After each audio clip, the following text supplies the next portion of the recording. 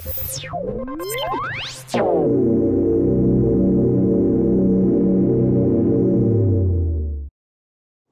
industri pelancongan di Pulau Langkawi masih menemui jalan buntu apabila penggiat industri pelancongan di pulau tersebut menyuarakan rasa tidak puas hati terhadap Lembaga Pembangunan Langkawi ataupun LADA yang dikatakan tidak menjalankan tanggungjawab bagi membantu sektor pelancongan Pulau Langkawi.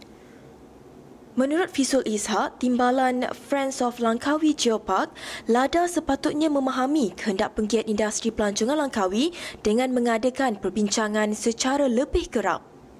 Dia masalah yang kemelut yang berlaku sekarang ni berkenaan dengan promosi. Bila promosi berlaku di luar negara dan feedback apa kejadian promosi tadi tidak sampai kepada grassroots.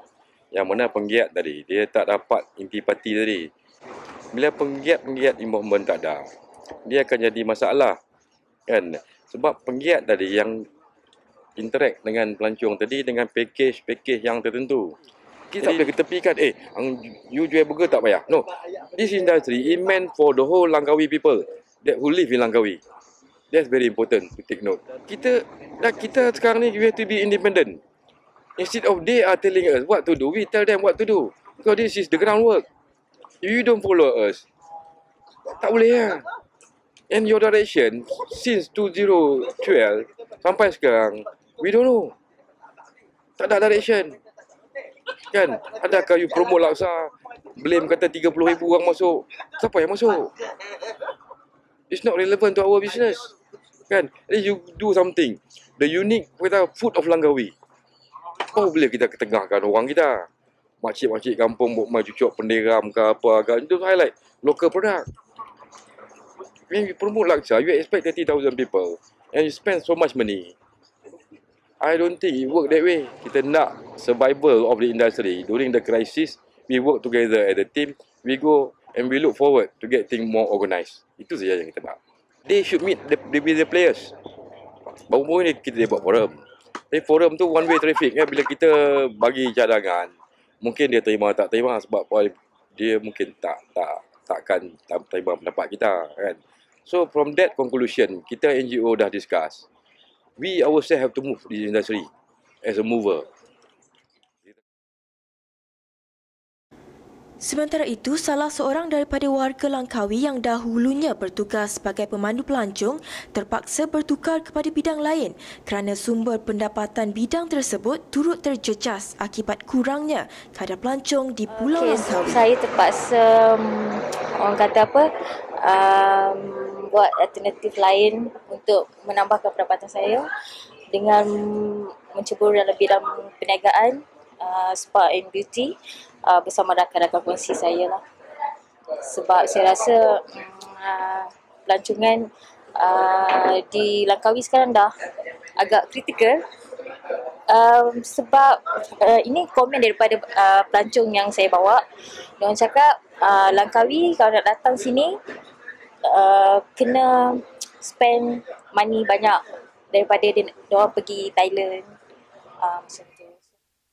Presiden Bumitra Langkawi Encik Zainuddin Kadir pula menegaskan bahawa pihak LADA perlu bertanggungjawab di atas kegagalan sektor pelancongan Pulau Langkawi dan beliau juga menggesa agar CEO LADA meletakkan jawatan bagi memulihkan keadaan.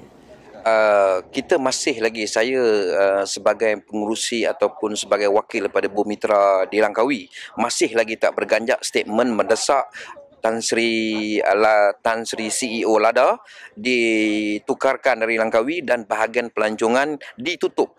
Sebab sehingga ke hari ini dalam 3 tahun yang lepas pelancong begitu drastik mendadak turun daripada 50% ke 60%. Jadi kemelut ni memang tidak akan berakhir dengan adanya peletakan jawatan Tan Sri Khalid dan bahagian pelancongan ditutup, dia boleh menyelesaikan sekurang-kurangnya 7 ke 80% masalah keluh kesah pengusaha-pengusaha pelancongan Langkawi.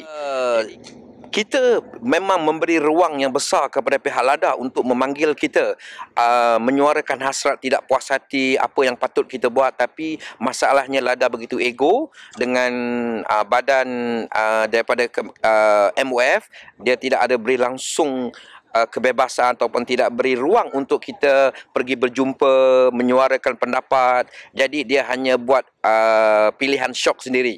Jadi ini yang membuatkan ahli-ahli Bumi Mitra Langkawi sangat marah dan benda ini tidak patut berlaku. Sedangkan laju Datuk Seri Najib selaku Perdana Menteri kita pernah menyuarakan bahawa Langkawi ini akan menjadi the best, the one destination in the world. Jadi dengan adanya sikap Lada macam ni, saya rasa tidak akan tercapailah hasrat apa yang Datuk Seri Najib suarakan kepada industri pelancongan Langkawi. Cuma Lada ni apa yang saya nampak, dia buat program hanya syok sendiri. Tapi inputnya tak ada kepada kami sebagai player, kepada apa. Contohnya sebagai buat program laksa, event laksa. Yang saya nampak kat sini, program laksa hanyalah membazirkan. Membazir. Tidak ada input langsung kepada kami sebagai player ni. Apa yang kami sebagai player ni mengharapkan pegawai-pegawai yang satu lagi yang mesra dengan player sebenarnya tidak dapat. Kalau kami pergi ke urusan dengan pegawai di bahagian pelancongan pun tidak diberi layanan yang diharapkan seperti pegawai sebelum ini. Dan bagi kami, kalau pegawai yang macam ni, saya rasa bukannya Lada mati dulu, player mati dulu. Bagi mendapatkan jawapan sekaligus mencari jalan penyelesaian untuk merungkai kemelut yang berlaku di antara pihak penggiat industri pelancongan Langkawi dan Lembaga Pembangunan Langkawi ataupun LADA, tim Santa Travel telah berjaya mendapatkan CEO LADA Tan Sri Khalid Ramli untuk maklum balas daripada pihak beliau. Yang penting tu kita nak bawa semua supaya to be on the same page. Lihat yang disebutkan tadi, melihat juga secara makro, ya, secara apa ni, outcome, secara hasil, secara outcome lah, berdasarkan kepada KPI yang telah ditetapkan, key performance indicator yang telah ditetapkan. Kerana ini penting bagi kita. So soalnya bagaimana kita dapat bersama melihat kepada kepentingan yang lebih luas. Sampai itu kita juga perlulah melihat secara lebih khusus tentang sektor-sektor tertentu.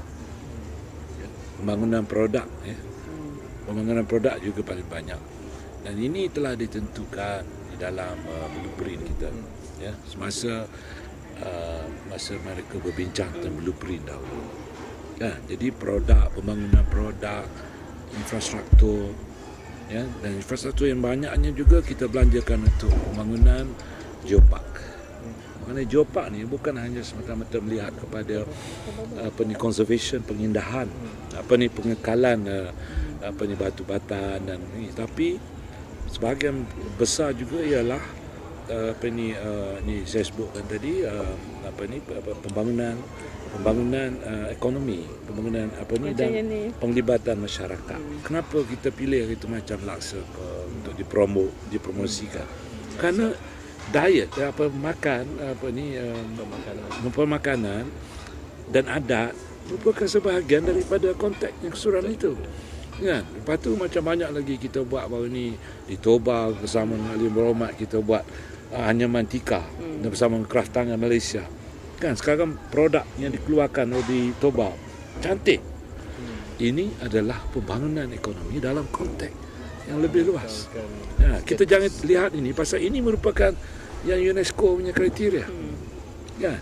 Ini lepas tu macam kita macam kita juga selain pada itu, macam saya tadi saya kata butterfly dan sebagainya. Dan kita nak tingkatkan enforcement. Enforcement juga perlu kita tingkatkan supaya semua ni lah. Jadi itu selain daripada infrastruktur yang telah dibina, baik di Kilim, baik di ni Gubang Badak, kita nak tumpukan kepada Gubang Badak pula. Lepas tu kita nak buat lepas tu di Terjak itu Pulau Tepung. Kapal Tepung ni Telaga 7. Telaga 7. Pergilah ke Telaga 7, lihat. Itu infrastruktur namanya. Tengok blueprint, dia orang kena tengok blueprint masa buat itu. Saya cakap dah tadi lah. Dia ada town hall, dia ada ni, panggil wakil-wakil daripada semualah pihak industri tu, semua pihak, orang komuniti panggil, bincang-bincang, baru dia rumuskan blueprint. Ya. Baru diluluskan oleh kerajaan. Just follow the... Jadi saya datang sini untuk membantu bagi melaksanakan bahawa kita masih lagi memegang kad hijau kan. Dan kita terima kasihlah kepada cadangan-cadangan teguran yang dibuat yang ini, dan kita sedang mengintensifikan lagi usaha-usaha inisiatif kita pada tahun ini, Kas.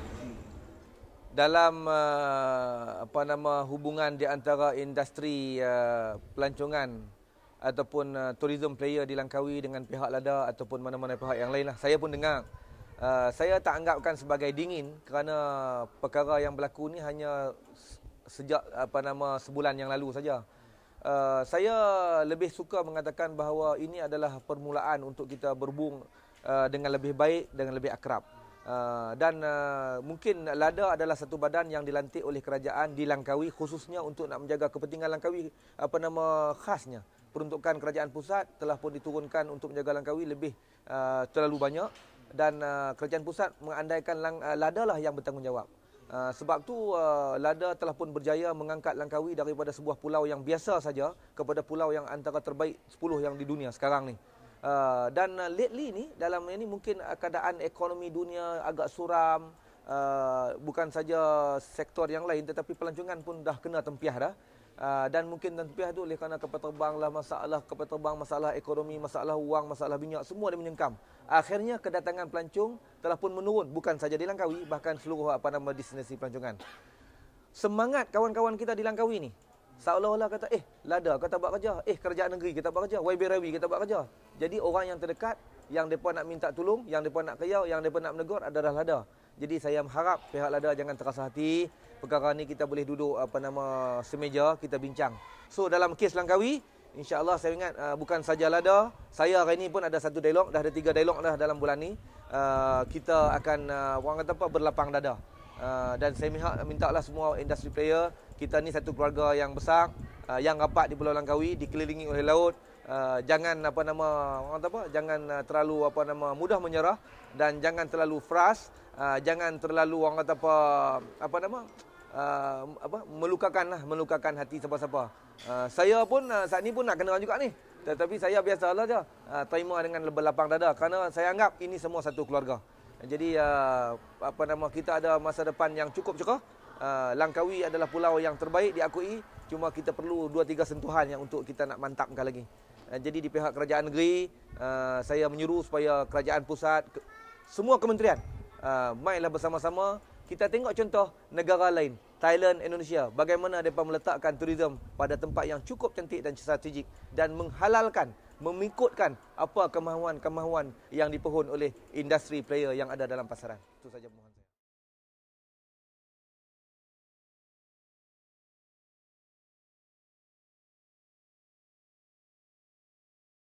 saya.